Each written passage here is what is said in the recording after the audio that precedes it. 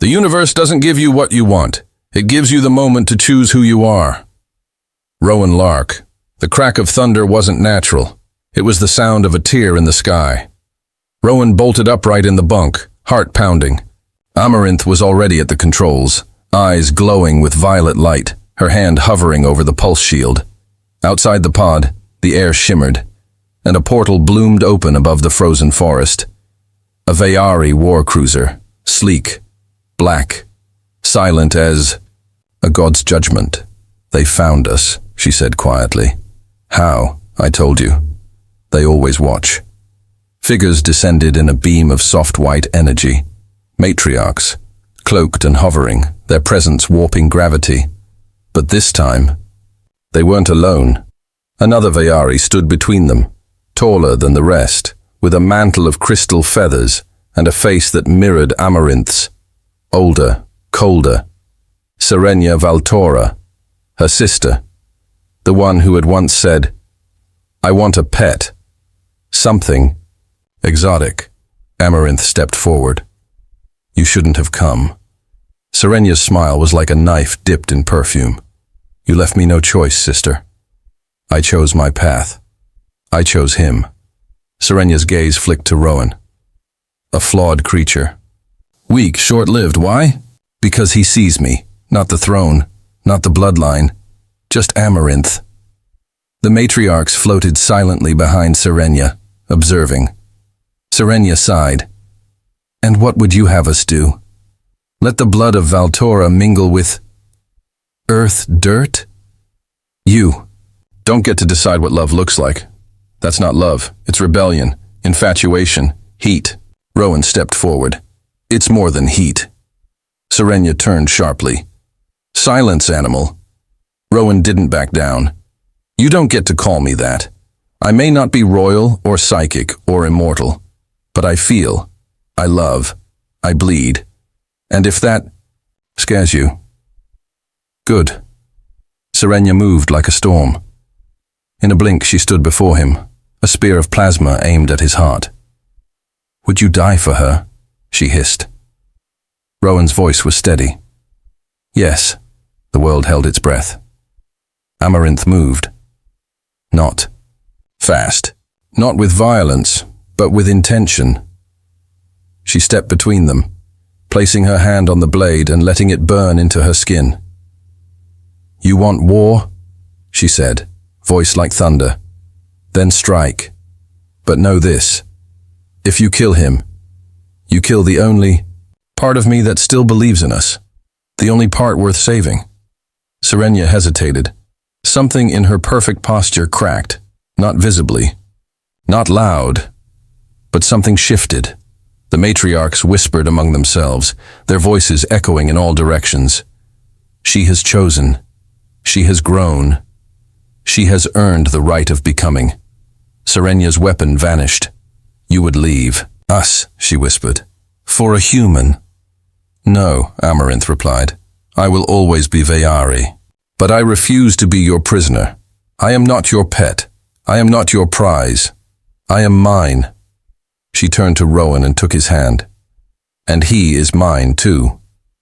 The sky shimmered again, and the Vayari ship slowly folded itself back into the stars. No war. No blast. Just silence, and a choice, honored.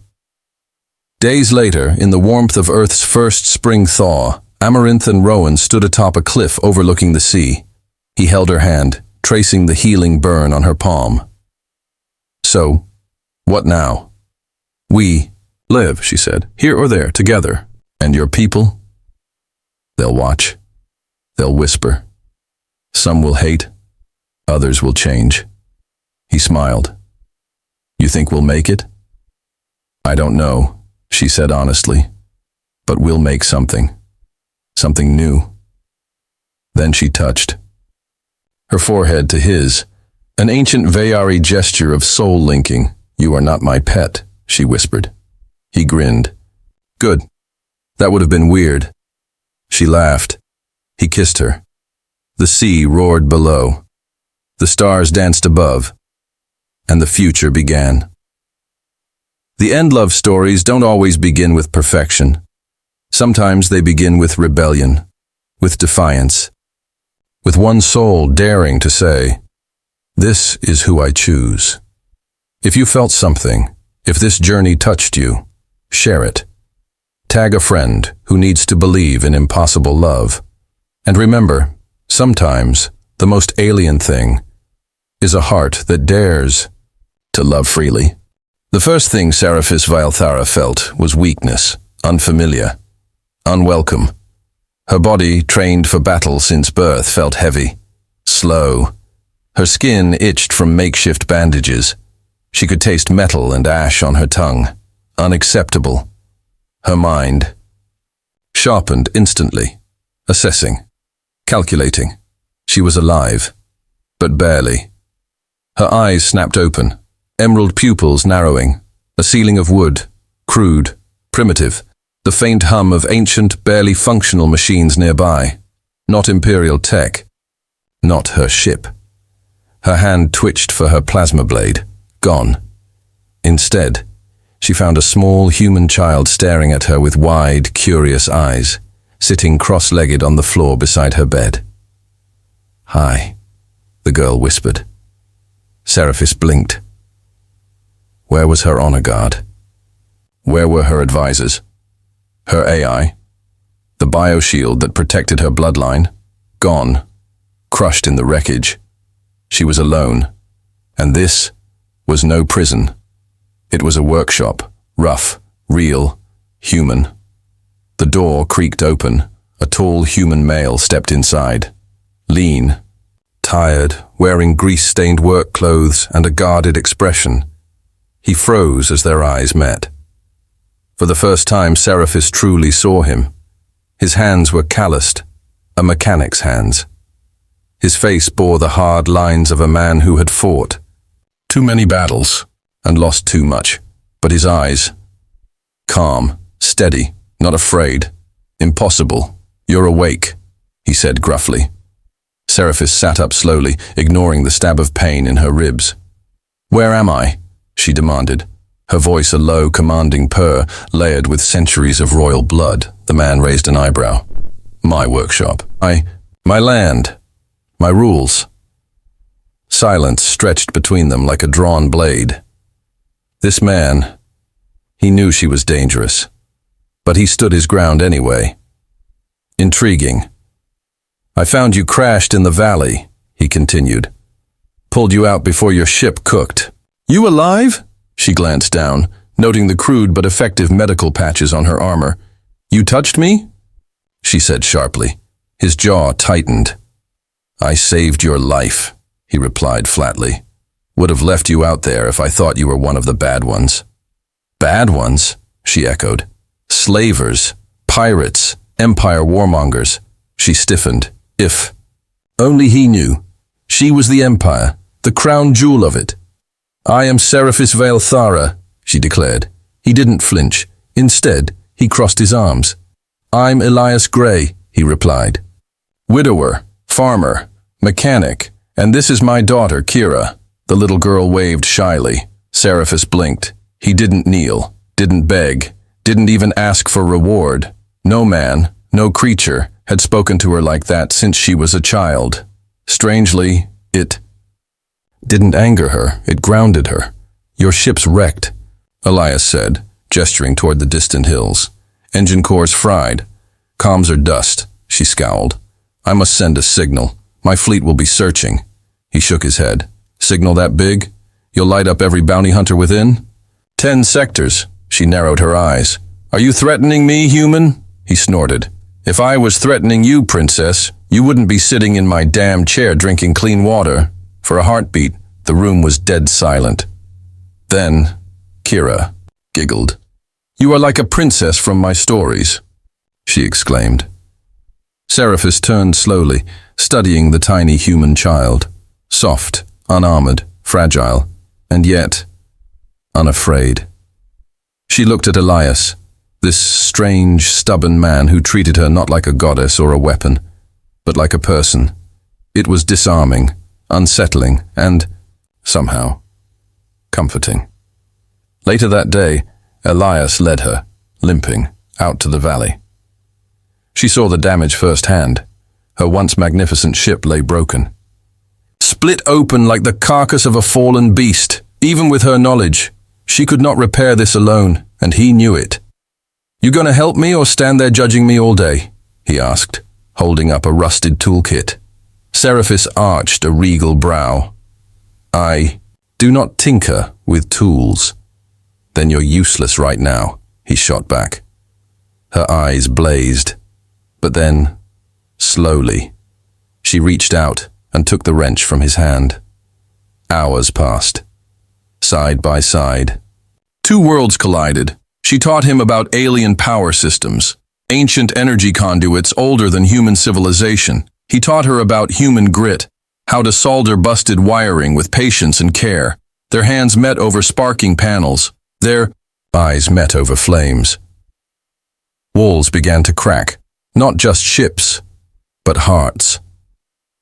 That night, as they sat beside the fire, Kira curled up between them, fast asleep. Seraphis studied Elias quietly. "You could have sold me," she said softly. He didn't. "Look at her. I'm not that kind of man." She hesitated. "Why help me?" He sipped his tea. "Because I've lost enough good things already." Her chest tightened. For the first time in her life, Princess Seraphis Vialthara felt something rare, gratitude, and perhaps the faintest echo of something even more dangerous: trust. The days that followed blurred together in a rhythm Seraphis had never known. Wake, work, eat, repeat. It wasn't the discipline of a royal academy. It wasn't the mechanical efficiency of a warship. It was something slower, messier, human. And yet despite herself, the rhythm settled into her bones like an old song. Every morning, Elias would hand her a mug of bitter, earthen tea. "Drink. Build strength." He'd grunt. Seraphis would wrinkle her nose. But drink anyway. Every afternoon they would return to the broken ship, hauling scrap, rerouting ancient wires, coaxing stubborn systems back to life. And every night, they sat together beneath a sky so impossibly wide, it made the stars themselves feel lonely. Seraphis, warrior princess, shadow of the empire, had never known stillness. Until now. She caught herself watching Elias when he worked. His hands, rough, skilled, his eyes, thoughtful, tired. There was sadness there, deep-rooted, like old battle scars. But there was strength too, not the violent strength of conquerors or generals, a quieter strength, the strength of staying, of building, of protecting. One night, as they sat near the fire, Kira chattered away about her dreams. "I want to fly in the stars someday," she told Seraphis with wide eyes. "Like you." Seraphis hesitated. The stars, to her, the stars were battlefields, politics, betrayal. But to this child, they were freedom, hope. "You will," Seraphis said softly. "If you choose it." Kira beamed. Elias glanced at Seraphis over the flames, an unreadable look in his eyes. Respect? Maybe. Something warmer. She wasn't sure, but not all moments were soft. Trouble was coming. Seraphis knew it. She could feel it in the shifting winds, in the way the forest birds fell silent at night. Someone, or something, had seen her ship fall, and not everyone in the galaxy honored life the way Elias did. One morning, while they worked on the ship's grav core, Elias spoke without looking. "Up. You're not just some soldier," he said. Seraphis froze. "What makes you say that? You move like royalty. You speak like command.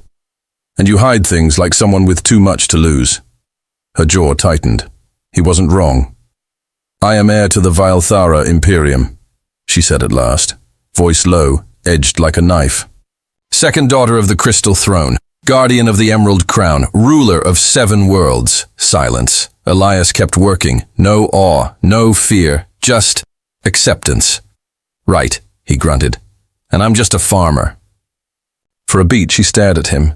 Then, To her own shock, she laughed. Soft. Real. A sound she hadn't heard from herself in years. But even laughter couldn't hide the storm coming. That evening, while checking the perimeter sensors Elias had rigged, Seraphis found it. Footprints. Heavy. Multiple. Humanoid. Not human. Slavers. Pirates. Scavengers. Whoever they were, they'd picked up the scent of royalty, and royalty meant ransom or war. She returned to the workshop, her mind already calculating battle plans. But when she saw Kira asleep in Elias's arms, the firelight playing across their faces, something inside her shifted. She wasn't protecting a ship or a title. She was protecting them. Elias, she said quietly. He looked up. They're coming. His jaw clenched. How many? At least 10. He exhaled slowly. We're outgunned, she nodded, but not outsmarted. Together they worked through the night, turning the valley into a trap. Seraphis taught Elias how to rig shock mines from ship debris. Elias showed her hidden paths. Through the hills, terrain only a local would know. Steel met soil. Empire met earth. And for the first time, they were not strangers. They were a team. As dawn crept over the mountains, Seraphis looked down at the valley. The trap was set. But her heart was heavy, not with fear, but with something harder to admit. When this was over, she would have to leave. Return to the stars. Return to war. Return to a life without Elias Gray, without Kira, without this impossible, fragile peace. That thought ached more than any battle wound. Before the first shot was fired, Elias stood beside her, weapon in hand. I don't know what kind of future waits for someone like you, he said gruffly. She turned, startled by the raw honesty in his voice. But if there's a place in it for a stubborn old mechanic. His words trailed off, but their meaning hung in the air, clear, undeniable. Her voice was quiet. There, might be. His lips twitched, almost a smile. Then, the forest exploded with movement. The enemy was here, and Princess Seraphis Vialthara, once untouchable, once alone, stood ready. Not for her crown, not for her empire, but for them. For him. Dawn broke sharp and golden over the valley, but it wasn't peace that rode with the morning light. It was war. Seraphis crouched atop a rocky ridge overlooking the clearing. Her sharp, alien eyes tracked every shadow moving through the forest. 10. Enemies. No, 12. Armored, armed, merciless.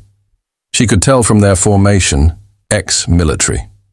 Slavers likely, hunting for her bounty, but today they were the hunted. Beside her, Elias knelt low, checking the crude pulse rifle he had pieced together from ship parts. It wasn't elegant, but it would kill. Ready? He asked without looking. At her, Seraphis allowed herself the smallest ghost of a smile. You were born ready for this life, human, he snorted.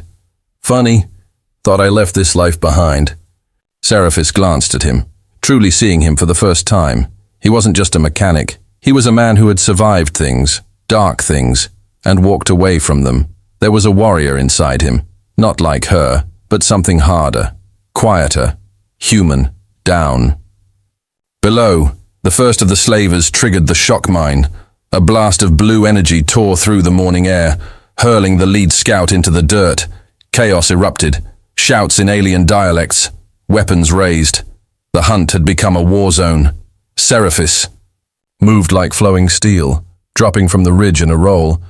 Her gauntlet blades slid from her arms, alien metal shimmering like liquid light. She was on them before they could regroup, slicing through their ranks with brutal precision. Elias stayed behind cover, picking shots with mechanical patience. Every blast from his rifle dropped another enemy. Every trap they'd set, tripwires, net bombs, gravity snares, worked like a symphony of violence. But still, there were too many. These weren't common raiders. They were professionals, and soon enough, they adapted. A grizzled alien captain barked orders, forming them into a counterattack. Seraphis and Elias fell back toward the workshop, leading them into the heart of their defenses. Inside the house, Kira waited, terrified, clutching the little wooden star Elias had carved her long ago. Seraphis knew the cost of war. She'd seen too many innocent lives crushed beneath imperial boots. Not today, not on her watch. As they reached the clearing near the home, Seraphis activated the last trap, an ancient energy core from her ship rigged to overload. A surge of violet energy erupted, tearing through the front line of enemies. Screams filled the forest, but still, the captain and 3 others pushed through, determined, desperate. Elias moved to shield Kira, weapon raised, but Seraphis stepped between them. This was her fight. The alien captain towered over her, armored in scavenged battleplate. "You are far from your throne, little starborn," he sneered. Her eyes, cold and burning, met his. "My throne is wherever I stand." And then they clashed. The fight was brutal. No elegance, no grace, just raw survival. Seraphis fought with every lesson beaten into her from childhood, every scar, every heartbreak. But the captain was skilled, relentless. He struck a blow across her ribs, sending her crashing to the ground. Her vision blurred. Pain exploded in her side. But then, above her, another figure rose. Elias. No armor, no rank, just a father, just a man. He tackled the captain with a roar, driving a crude plasma blade into the alien's neck. The captain gurgled, shocked, before crumpling to the earth. Silence fell. Only the wind moved. Seraphis coughed, struggling to rise.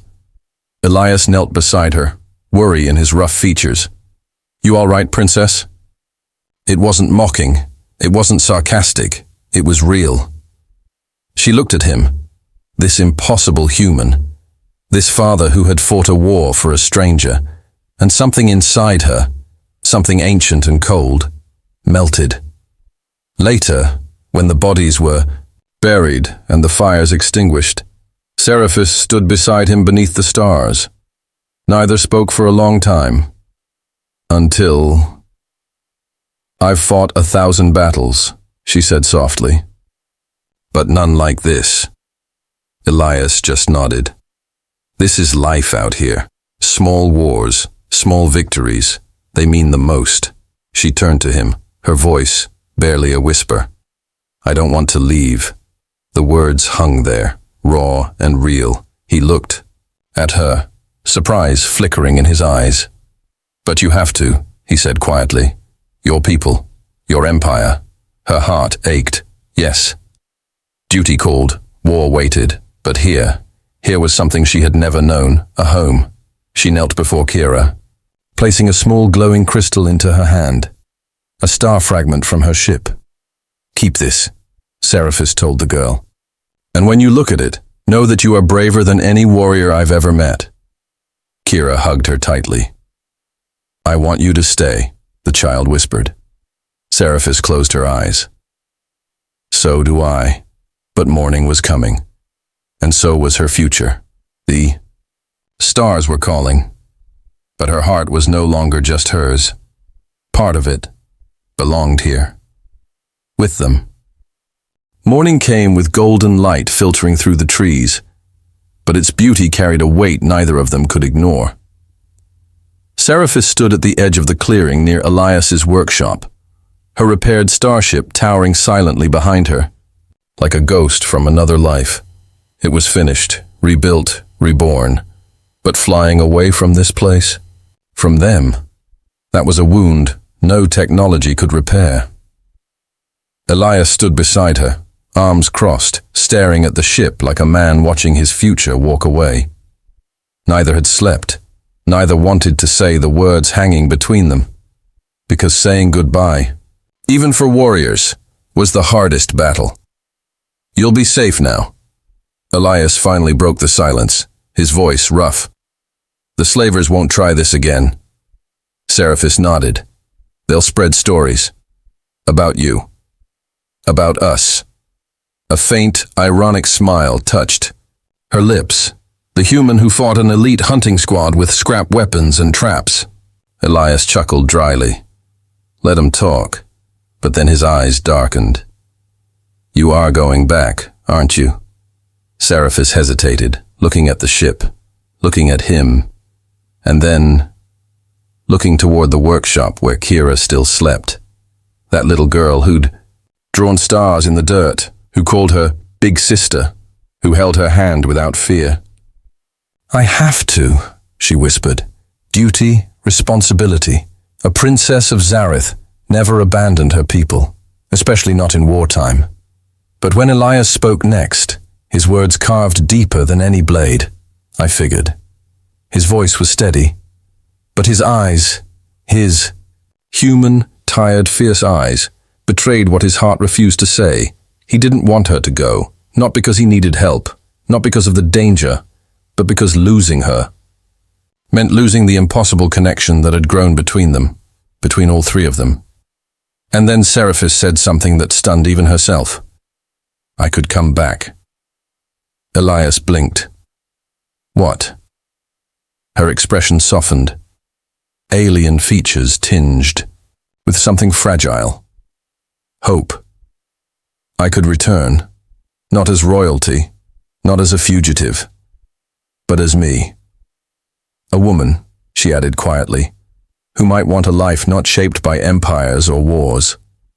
A silence hung between them, heavy, real.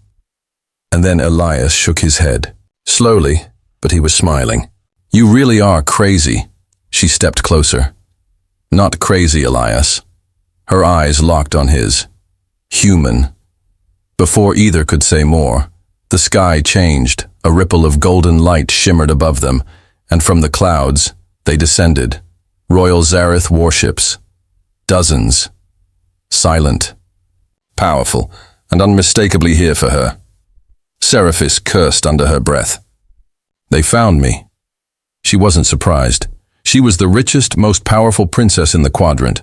Her ship had broadcast its activation signal the moment its core came online, and now, the empire she'd been born into was here to reclaim. Her, the lead ship broadcasted down in their alien tongue. "High Princess Seraphis Zareth, by royal decree, your return is ordered immediately. The Empress demands your presence." Elias watched her carefully, waiting, watching her war with herself. Seraphis turned to him, and for the first time since she arrived, she looked like royalty. Back straight, eyes blazing. But her voice, that was the woman he knew. "I don't want to go back to that life. Not like before." He nodded slowly. "And if you don't, they'll take me." Her jaw clenched. "They might take you too." Elias grinned, the lopsided grin of a stubborn human with dirt on his hands and steel in his soul. "Let them try." But she reached out, resting her hand on his cheek, something rare for her kind, an intimate gesture of trust. "You saved me, Elias. Not just my life, but me. And I'll come back." Her eyes burned with promise. "For both of you." The royal transport descended, sleek and golden, settling near the ship like a hawk claiming its prize. Elite royal guards stepped forward, their armor impossibly advanced, but Seraphis stood tall, unbowed, unbroken. Before leaving, she knelt before Kira, who had run outside, wiping tears from her sleepy eyes. "You'll come back?" the little girl whispered. Seraphis pressed her forehead gently to Kira's. "I promise." She handed her another gift, a small metallic seed. "When you plant this, a flower from my home will grow, even in this soil." Kira smiled through tears, and then Seraphis turned to Elias. Neither said goodbye, because goodbye was for endings, and this was only the beginning. As she boarded the royal ship, she turned, locking eyes with him one last time, and across. The clearing, across the impossible distance between alien princess and human mechanic, he mouthed two words that made her heart break, but in the best way. Come home. The ship rose, the valley grew smaller, but her heart stayed behind. With him, with them, with the life she never knew she wanted, but could never forget. Months passed. Elias never forgot her. Every morning he'd glance toward the distant sky, wondering if today was the day. Kira planted the metallic seed Seraphis gave her beside the workshop. At first, nothing happened. But then, one morning, it bloomed, not like any flower from Earth. Its petals shimmered like glass, shifting colors in the sunlight, pulsing faintly with alien energy. Just like Seraphis, alive, rare, impossible. Elias knelt beside the flower. Kira tugged his sleeve. Dad, do you think she'll come back? He smiled softly, ruffling her hair. I think someone like her doesn't make promises unless they mean to keep them. But even as he said it, a small part of him wondered. Would duty keep her away forever? Would politics chain her to a throne? Would the stars swallow her up, beyond his reach, across the galaxy? Seraphis Zareth sat in the grand palace of her ancestors, the richest, most powerful woman in the quadrant. But none of it mattered, not compared to a small workshop on a forgotten human world, not compared to them. The Empress, her mother, watched her carefully from the throne. You've changed, daughter. Seraphis nodded. I have. You risked everything for a human. Seraphis smiled faintly. Not a human. She met her mother's piercing gaze. My human. The Empress studied her. You love him. It wasn't a question. Seraphis didn't hesitate. I do. Silence stretched. Then, unexpectedly, the Empress leaned back with a knowing smile. Then go. Seraphis blinked. What? Her mother's eyes softened. Something rare among royalty. A ruler must have a heart strong enough to leave the throne behind, and wise enough to know when to return. And you, the Empress added, are both warrior and woman. Seraphis rose, hope igniting in her chest like a second heartbeat. She would go back, not as a runaway, not as a fugitive, but as herself, as Seraphis, as his Seraphis. Weeks later, a distant hum woke Elias from sleep. It wasn't like any sound from Earth. It was her. He raced outside, Kira right behind him, and there, descending just as before, was her ship. But this time, it wasn't broken. It wasn't hiding. It gleamed in the sunlight like a star reborn. The ramp lowered, and there she stood, Seraphis Zareth, princess, warrior, woman, his. Neither of them spoke at first. Words were useless now. Instead, she crossed the clearing and wrapped her arms around him, alien and human, two worlds crashing together in a perfect, impossible embrace. I told you I'd come back, she whispered against him. Elias grinned. Didn't doubt it. Kira ran to her, hugging her tightly. You really came back. Seraphis knelt. I made a promise. But then, Seraphis turned to Elias. Her eyes burned, with something deeper. Hope, love, and an offer. I want to stay. His heart pounded. You'd give all that up, she smiled, not giving up anything. She looked around, at the workshop, the trees, the tiny flower glowing softly nearby. I'm gaining everything. Later that night, beneath a blanket of stars, they sat together outside the workshop, Elias, Seraphis, and Kira, a family. Not bound by blood, but by choice, by love. She rested her head on his shoulder. "You know," Elias said, grinning, "for a giant alien princess, you're pretty bad at fixing ships." She laughed. "That's why I'll need a good human mechanic." He kissed her forehead. "You got one." And in the sky above, the stars seemed to shine a little brighter, as if the universe itself smiled on them.